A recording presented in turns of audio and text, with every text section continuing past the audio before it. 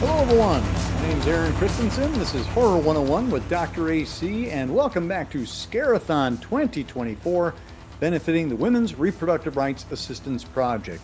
If you'd like to know more about the fundraiser, go to this video right up there, and you'll get all the information. There'll also be a link to that video at the end of this one. Today, we're going to be talking about Cocaine Bear from 2023, came out in February of that year.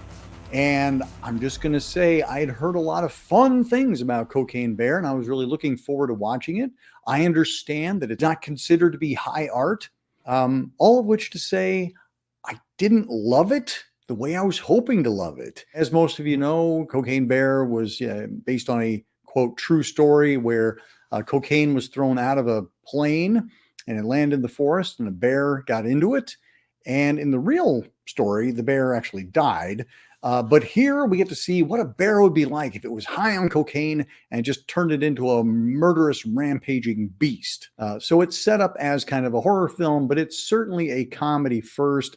Not surprising, considering it's directed by Elizabeth Banks, who's done quite well, both as an actress in comedy and as a director with Pitch Perfect films and Charlie's Angels. But she's not afraid to get her hands dirty, and we get a lot of really bloody, gory set pieces. The script is written by Jimmy Warden, who is responsible for the Babysitter sequel, Killer Queen, and he's also married to Samara Weaving, who is the stars of that film. It's produced by Elizabeth Banks, as well as Phil Lord and Christopher Miller, who did the Lego movies and Spider-Man Across the Spider-Verse. So you've got a pretty good pedigree going on here. Again, anybody who loves this film, more power to you. It just wasn't for me, I think.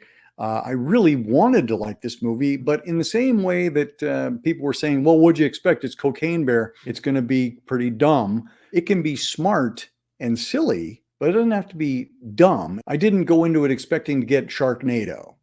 You know, Sharknado is a ridiculous premise. Cocaine Bear, it's like, okay, you could have a murderous bear, and there's actually maybe some tension and fear that could be wrung out of that. Instead, we get a bunch of ridiculous characters where you don't believe any of this is actually happening.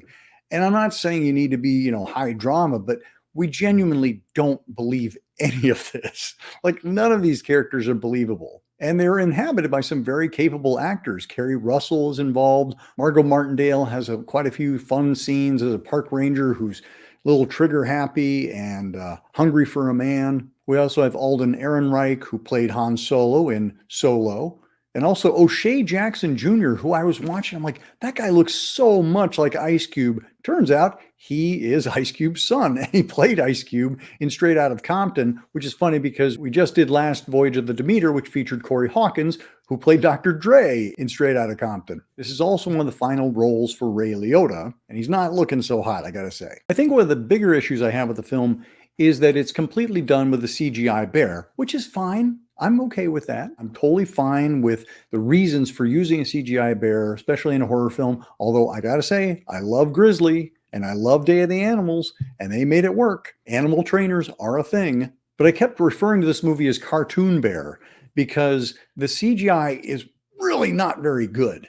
It's like one step above the Charmin commercials in terms of reality. And so it was really hard for me to get invested in a character or to wonder how they did that. Although I was intrigued by the behind the scenes featurettes, which show that they actually had a stunt performer, an animal actor walking around on all fours with a snout out in front of him. I understand it's a ridiculous movie.